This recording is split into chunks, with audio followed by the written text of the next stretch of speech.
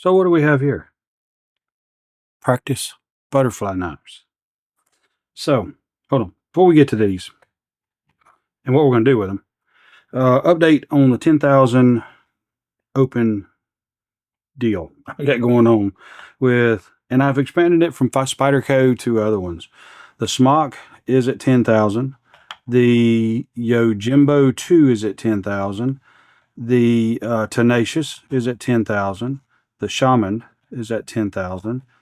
The Sage 5 is at 10,000 with the button. The Manix 2 is at 10,000. And this is a Ganzo AD10 style knife, and it's at 3,500, but it's killing my hands to open. It's just hard to open. It's like the Manix was. It was very hard to open. And so I've got a video of showing this one torn down, a detailed takedown with any damages to the knife from opening 10,000 times. And I've still got to do these knives here. Take these down and look at the insides to see if there's any wear or damage after opening them 10,000 times. The Ganzo, I like it. And it's kind of a rough knife on your hands, opening so much. At 3,500, it's going to take a while.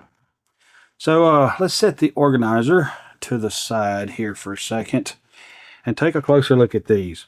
So I'm starting a new deal with videos. I'm going to try to push them through as fast as possible, get to the point and get it over with, because people don't want to watch long videos. And so I'm going to try to condense them and get them quicker.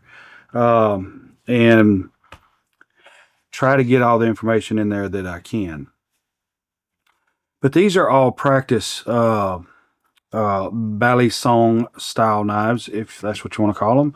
Got a bottle opener built into this one, which everything does, and I never use it. So my plans are to take these and make blades to go on them. So a couple of little quick things about a butterfly knife. So if you'll notice, the blade is backwards from this one versus this one. Why do I say that? Because your lock swings over and locks to this side. Same here. So it swings away from the blade and locks to the back of the blade. This one swings away from the blade and locks to the back of the blade. If I turn it the same direction as this one, then it is swinging in the opposite direction of this one. And so my point in saying that is that you can't go by how this latches as to how the blade is on a butterfly knife. So before you open it, you need to pay attention to where the edge is on your blade. These are practice blades. There's no edge to them. But you need to pay attention to where your edge is on your knife, because when you open it, the way you open a butterfly knife, you're going to cut yourself. So in this case right here, there is the lock. So pop it, and this is what I like about these. They're spring loaded, so it's kind of nice. Here it is together. You got it in your hand, squeeze it, and it's ready to close. So that's kind of a neat feature to this right here. But to close a butterfly knife, you're going to first hold it in your hand with the blade away. The flat would be over here on this particular blade, and you're going to swing it around, and it's going to come against your finger. Now you can understand why you need a flat. Then you swing it around and you go back like this, and then come back and it's closed. And so that looks like this right here. And it's open. It's hard to do this underneath the camera with everything here, but let me see if I can do it slow. Open.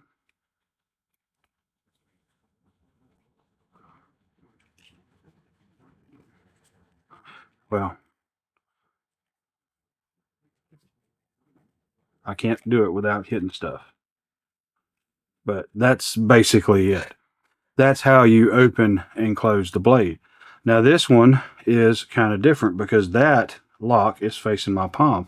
Now I squeeze this one and nothing happens because it's not spring loaded. I have to unlatch it. Then this part, the latch stays in my hand. Here, it's against the back. swing it around, and I'm flipping it back over like that, and then back to me. And see, it's still in my hand. I come open, flip around and back, close, it's still in my hand. And I'm coming against the back dull edge of what would be the blade. And you can see on this one, it's the difference, opposite. I'm swinging the actual locking pivot, and the side without the pivot is always in my hand. And see, it comes against the back of the blade.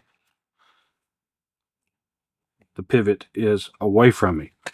So the pivot doesn't decide how you're going to hold the knife. So always pay attention to your blade before you open it.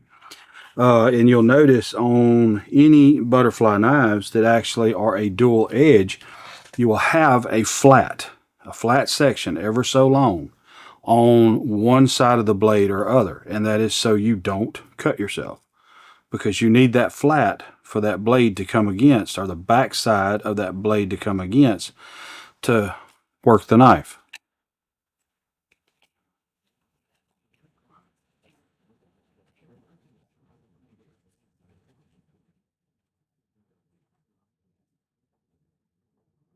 So hopefully that makes a little sense.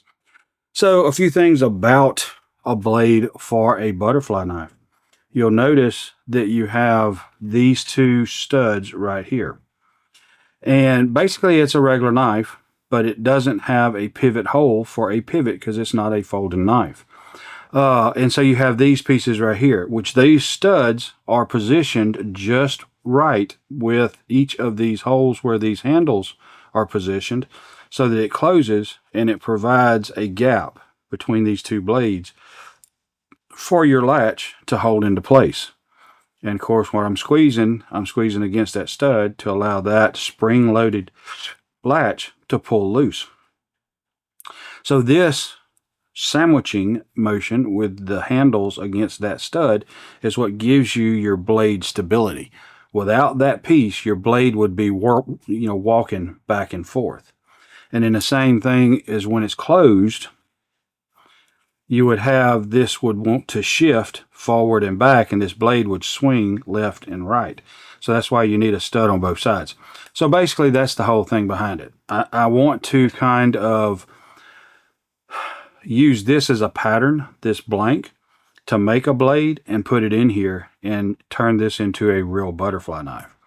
I've got to double check any laws or anything to make sure that there's nothing that it's illegal to do that. But where I live, I mean, you can, I don't know, I guess as long as it's not thermonuclear, you can have it, because I don't really care. It's like, I'm in the South. There's not a whole lot of rules. So anyway, that's the plans. And so hopefully we will get something together on this right here and be able to make some butterfly knives together. I know I got a lot of knife projects I've talked about, and hopefully we'll get it together and start making some of these knife projects. Don't forget about the Spyderco buttons for the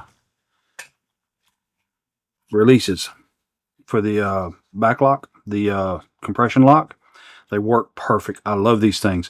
I think I've about decided that I will sell the actual buttons, probably about $10 for two, maybe, already printed. And the colors will be black, green, blue, and red, and may expand on that over time, depending on what colors of filament that I have available.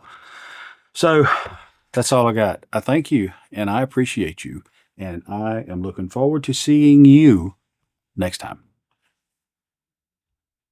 Your time is very important to me, and I thank you for spending it here with me. Thanks, and God bless.